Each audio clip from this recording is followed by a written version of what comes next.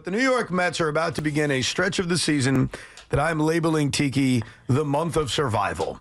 Because the Mets have fought their way into a playoff race. They're right there. And I think most Met fans would agree, I think you, Tiki, as an IBO would agree, that the New York Mets have to make the playoffs. If they don't make the playoffs, we are all going to be massively disappointed. No doubt. They have built us up enough. They have given us enough great moments. They have shown enough fight where if they are not playing on October 1st, we're all pissed off. So we all agree on that, right? Yes, definitely. They put together a good enough team to be a playoff team. Absolutely. So to get there, to get to that finish line, I look at this month and specifically this road trip and say, you just got to survive it.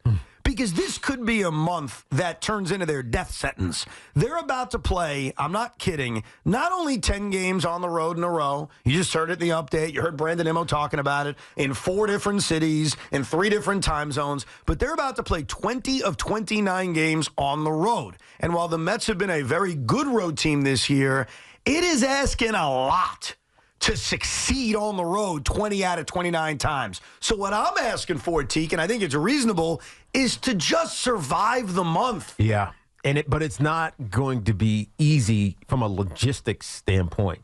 I think we hit this a few weeks ago talking about this road trip upcoming, but you're in Los Angeles, then you got to go to St. Louis for a day, and then you're up in Colorado, and I was just recently in Colorado. It was 100 degrees outside, the high altitude. I mean, I passed out, like literally passed out. Doing what? What were you doing? Standing, having a beer. Jeez. I had to go to the hospital because I wasn't used to the high altitude and the dehydration. And so imagine playing a game at 3 o'clock in the afternoon. It's going to be brutal. It's the middle of the summer. And then you're going out to Seattle. Obviously, the weather will be better. But all of those complications, aside from the conditions, just the travel.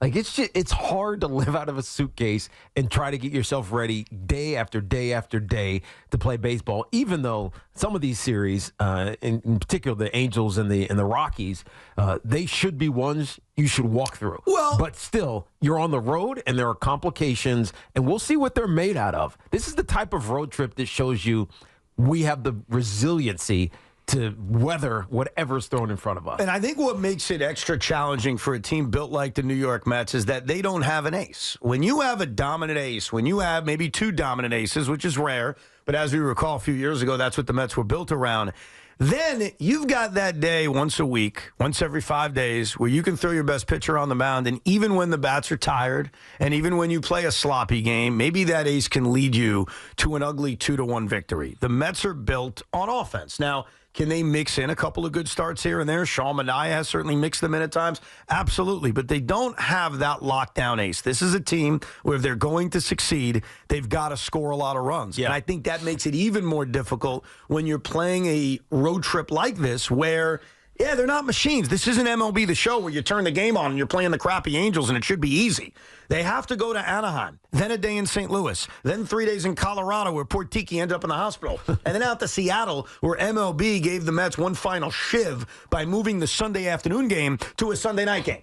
So everything about this trip is difficult. And even when they come home, like they play Oakland and Miami, and it's easy to look at the opponents and say, but come on, guys, these are bad teams. These are teams the Mets should beat. I think we have to look at the human side of this and how difficult this truly is. And also with the way this team is built. Like, there are questions about this rotation. One question I have that won't be answered for a few more days is about Luis Severino. Yep. Like, Luis Severino in that game we went to. Unfortunately, we saw it live. We saw it live. His velocity was down. And he's already surpassed his innings total from any year since 2018. So it's natural to wonder, hey, what's Luis Severino going to give you through the dog days of August? Sean Manaea has been great, but it's fair to wonder about him too. Is he going to be able to keep this pace up? David Peterson's pitching some of the best baseball of his career. Is he going to keep this up? I'm glad they added a fresh arm like Paul Blackburn, who hasn't pitched much this year because he had an injury.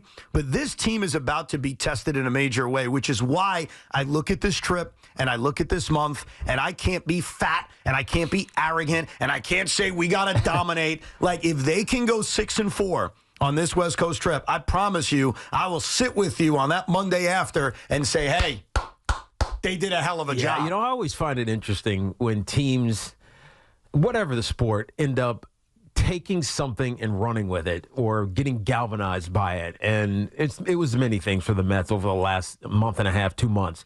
Grimace thing, the OMG, obviously the slapping or the waving away of adversity, whatever the heck it is they do when they get on base with the waving of their hands. Whatever it is, it's propelled them. And there always becomes a question of, all right, you've been doing this for a month. Is it still exciting? Is it still driving you? And now it's been 2 months. Are you still getting hyped up for OMG and Jose Iglesias' song? Or is it just the same old boring monotony grind? And the teams that I think survive that best find and create something new, or find a way to re-energize whatever it was they were doing. So to me, that's the mental challenge. Forget the physical challenges, and we talk about them, the travel and everything else, the altitude in Colorado. It's the mental challenge that I think this team has to find their wherewithal with, right? How do you keep yourself motivated doing the same stuff? Yeah. I mean, the easy answer would be look at the standings. That would be my motivation. True. Like, they're not a wild card team right now. That would be my motivation. Yeah, but you still look at the season, and it feels like the end is a long way away. 2 months, yeah. It's a long time until this thing is over. Yeah. But this is the most critical time for them. It is. They have a chance, and I don't want to ring the alarm bells of worry, but let's just have an honest conversation. This month could be the month that dooms them. This could be the month where we're sitting here on Labor Day and the Mets are buried. And a part of why that's a risk is not just the schedule, not just the fact that they are daunting and having to look at 2 West Coast trips and have to play 20 of 29 on the road. But the other thing that's happened that has surprised me to a degree is that the other National League wildcard teams are playing well. Like the Arizona Diamondbacks and the San Diego Padres are playing well to the point where, despite the Mets being on the stretch that they've been on, where they've been so good for so long, and despite sitting 6 games above 500, they're a half game out of a playoff spot. Yeah. And honestly, 3 weeks ago, I don't think we would have predicted that. So I think a part of why this is such a dangerous month is not only the schedule, not only what they're looking at, but the fact that the Arizona Diamondbacks and the San Diego Padres, and credit to the Atlanta Braves, they've responded by winning 3 in a row. They're back to being 10 games above 500. Like, those 3 teams, and the Mets have to surpass at least one of them if they want to be a National League wildcard playoff team, all of them have played incredibly well. But you talk about creating fake motivation or just creating any kind of motivation. It's real motivation because obviously it translates into success. But like if you keep doing the same thing over and over, it's almost like eventually you're going to get tired of it. Right. So I got one for you. Go ahead. I got one that the Mets could use, and I kind of got the sense that Brandon Nimmo is already halfway there. We played a cut during the Open, not during the Open, but during that update at 2 o'clock by Marco Belletti, in which Brandon Nimmo alluded to something that I'm kind of surprised about. Mostly, and this is a stereotype I have about athletes, they don't know the schedule. They just know, oh, yeah, we're playing that team tomorrow. Oh, we're going to that city tomorrow. And I've heard that from a lot of people in all sorts of sports. I've heard that from NFL players. I don't know if you were like that as an NFL player. I mean, I'd look a couple of weeks ahead. But you didn't know. You don't really know. Right. You're very different than Sean Morash and me. Like, I know the Mets schedule for the next month. Right. But I've always been under the impression players don't. Right, especially for football because you're digging in for 3 days, solid days on one team. Right. And if you're distracted, forget it. I totally get that. And maybe that is best for an athlete to not look ahead. But Brandon Nimmo said, we've circled this for a while. We knew a long time ago this is a really rough August. You mean the road trip? The road trip. The road trips. Because remember, yes, the Mets are playing 20 of 29 on the road, but they're doing multiple West Coast trips in the same month, which is very odd. I wonder what that means. We've circled this. Like, hey, we're going to have to do a party here. We're going to do this maybe night. it's just a chance to get away and let's bond together as a team. Maybe we got a day game at 3 o'clock in Colorado, 3:10 or whatever I should say in Colorado. We'll be done early. I know we got to travel, but let's get together. I'm hoping that's not what he meant. I'm buying dinner. I mean, seriously. Coors Brewery But tour. you almost have to do stuff like that. Yeah. Just to break the monotony. Like, don't go crazy because you got to get up and play a game the next day or sleep in and play a game the next day, the next night. But still, it is to Sean's point. It's a chance to just, I don't know, be boys. Look, whatever works. If Brandon Nimmo needs to go to a strip club in Denver, Colorado, he has more than my blessing to go do so, even though I have a feeling Brandon Nimmo will not partake in a strip club. I would definitely say that's not happening. But he did say, we've been aware of this. And so I didn't take it as they're planning parties. I took it as something you just said, which is sometimes over the course of a long season, especially baseball, this is really literally called the dog days of summer. There's a definition for this time of year that you've got to create things. And so here's the perfect thing to create. Rob Manfred is trying to screw us. That's what you create. What other team has to deal with a schedule like this? Now, before you argue with me that Rob Manfred is not trying to screw the New York Mets, let me make this very clear. I'm not saying he is. I'm saying, to Tiki's point, if you're trying to create a new motivation, you come up with anything. So I think of the movie Major League. Remember that female owner of the then Cleveland Indians? Oh, yes. I forget her name. I forget her name in the movie, but she was hoping to tank the Cleveland Indians to then move them to South Florida. This was the era before South Florida had a baseball team. So the Cleveland Indians in that movie decided to have a poster board of the female owner. Rachel Phelps. Rachel Phelps. And every time they won a game, they would take a piece of clothing. Fake clothing off. So I think what Brandon Nimmo and Pete Alonso and Francisco Lindor have to do is the same thing with Rob Manfred. You put a big poster board of Rob Manfred. Oh, that would not be motivating. You like that? No, that would not be motivating. Because you don't want to see Rob naked? Exactly. It's time to congrats, by the way, Brandon and his wife expecting the next child. So get that the Manfred. Congratulations to the Nimmo family. But anyhow, you can use that as motivation. MLB is out to screw us. It's like Boomer's line about the Rangers. It's the screw the Ranger button. It's the screw the Met button. They send us to Anaheim. They do a makeup game in St. Louis because of a rain out in May. They send us to Denver. They send us to Seattle. Then, after a nice homestand, they send us back to San Diego, Arizona, and Chicago. That's the fake motivation the New York Mets need. If you believe, Tiki, that they need something as they enter the month of August, because I think that works. They're out to screw us. Yeah, I mean, they could. Again, that one really is not going to last.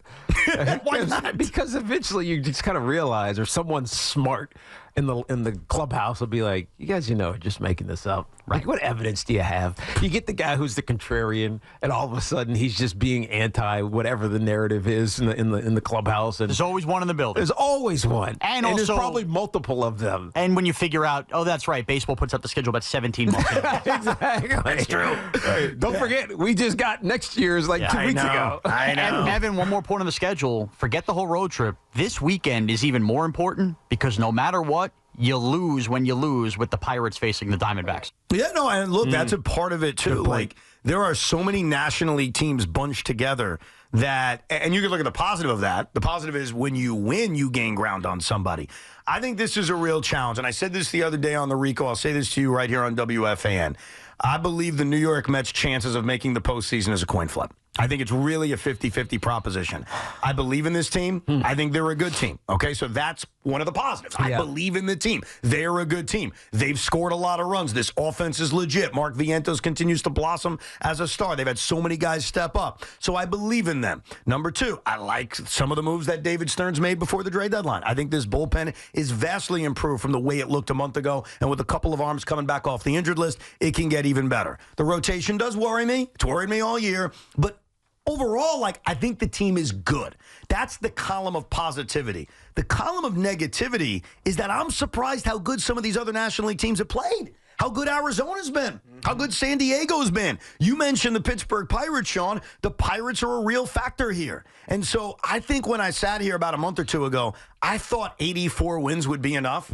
I'm no longer convinced that's going to be enough. There's too many teams still pushing. Yeah. There's too many teams still in it. And too many teams playing well. Yes. I think that new number is 88 wins. I think you're looking at having to go 88 and 74, which is getting to 14 games above 500. Again, where are the Mets now? They're 6 games above 500. They've got some work to do. I think that's where they got to get to make the postseason. And then the third factor is, the schedule. Yeah, this is going to be tough. I look at these 29 games, and a lot of them are against mediocre to bad teams.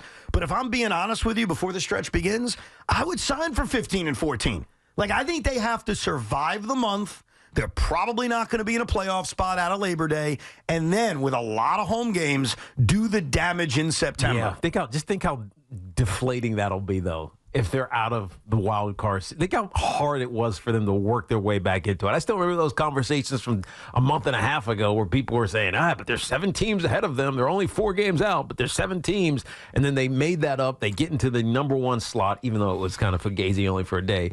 But whatever. They put themselves right in wild card contention. And if they fall out, think about the grind of getting back into it. Now, I know it's possible. And it's where baseball, they are now, though, Teak. They're a half game out. I'm saying if they get 3, 4, if they get back to where they were a month ago, meaning relative to the postseason, not relative to, their 500 rating, but or record, I should say. But so if they get behind in the wild card again, and they got to think about how grinding and how challenging it was to pull themselves out of it, get hot, get on that streak, to do it again, that's where it gets like mentally, again, to me, it's mentally daunting. And that's when you find the makeup of your team. Is when it's the mental as well as the physical. This is going to be a challenge. And look, this stretch of road games in the month of August caps off with San Diego and Arizona, which are going to be 7 consecutive playoff games, essentially, on the West Coast. But if the Mets are going to make the playoffs, if my fellow Met fan still has that confidence that they're going to make the playoffs, they've got to find a way to survive this month of August, which begins tonight in Anaheim, California. We'll start off by hearing from the Met fans at 888-808-1019.